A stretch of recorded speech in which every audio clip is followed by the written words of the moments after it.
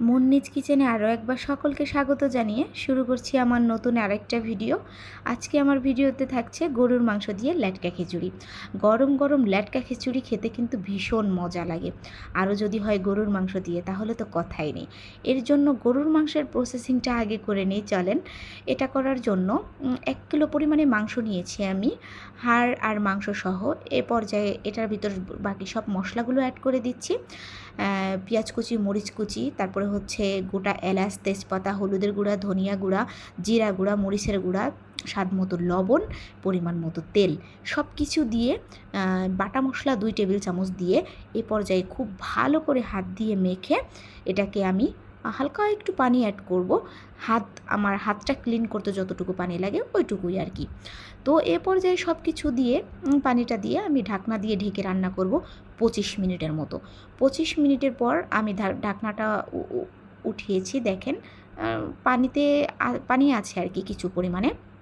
এরপরে আবারও আমি ঢাকা দিয়ে রান্না করেছি মিনিমাম 30 মিনিটের মতো। সোজা কথা 1 ঘন্টার মতো রান্না করেছি। তো অলমোস্ট আমার মাংস রান্না করা ডান। এখন দেখতেই পাচ্ছেন মাংসটা একদম ভুনা ভুনা হয়ে গেছে। মাংসটা এক সাইডে রেখে দিয়ে খিচুড়ির প্রসেসিংয়ের জন্য চলে এসেছি। খিচুড়িটা আমি মূলত এইভাবে রান্না করি, দেখেন পানির ভিতরে সব কিছু একে একে আমি অ্যাড করে দিচ্ছি। আমি ডাল অ্যাড করেছি 3 প্রকার, মুগ ডাল, বুটের ডাল আর হচ্ছে মসুর ডাল। এ পর্যায়ে পানি দিছি একটু বেশি পরিমাণে, ল্যাটকা খিচুড়ি তো, আর চাল অ্যাড করে দিয়ে আমি দেখেন বেশি পরিমাণে পানি দিয়ে হলুদ দিয়ে এ পর্যায়ে স্বাদ মতো লবণ দিয়ে আমি জাল ধরিয়ে দিয়েছি, গ্যাস অন করে দিয়েছি। তো এই পর্যায়ে আমি এটাকে ঢেকে রান্না করেছি। শুরুতেই ঢেকে দেবেন না, তাহলে খিচুড়ি ফুলে উঠে পড়ে যাবে। তো আমি এ পর্যায়ে ঢেকে রান্না করেছি আধা ঘন্টার মতো। চালটা মোটামুটি সিদ্ধ হয়ে এলে আমি গরুর মাংস অ্যাড করে দিয়েছি, যেটা রান্না করে এক সাইডে রেখে দিয়েছিলাম। তো এ পর্যায়ে অ্যাড করে আবারও আমি ঢেকে রান্না করেছি মিনিমাম 30 মিনিট।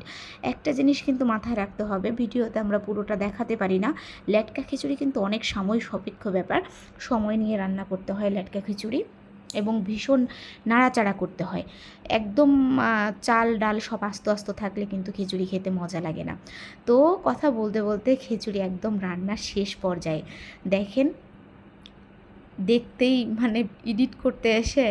ভিডিও এডিট করতে এসে আমার আবারও মুখে পানি চলে আসতেছে।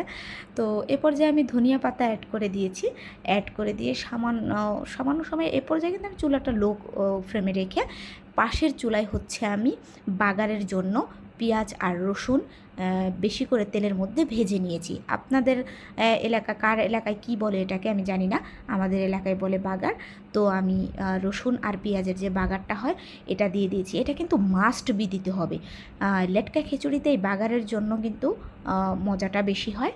তো বাগারটা আপনারা দিয়ে অবশ্যই ট্রাই করবেন টক কিছু দিয়ে খাওয়ার জন্য, আচার অথবা তেঁতুল। আমি তো তেঁতুল দিয়ে খেয়েছিলাম, ভীষণ মজার রেসিপিটা। চলেন সার্ভ করে দেখাই। এক এক করে আমি আমার সার্ভিং ডিশে সার্ভ করে নিচ্ছি। খিচুড়িটা খেতে কী যে স্বাদ, এবং আপনারা দেখেই বুঝতে পারছেন কতটা ইয়াম্মি হয়েছে। আর ভিডিওটা ভালো লাগলে লাইক, কমেন্ট, শেয়ার করবেন। আর হচ্ছে আমার ইউটিউব চ্যানেল, ফেসবুক পেজ, যে যেখান থেকে দেখছেন সবার প্রতি আমার আন্তরিক শুভেচ্ছা ও অভিনন্দন।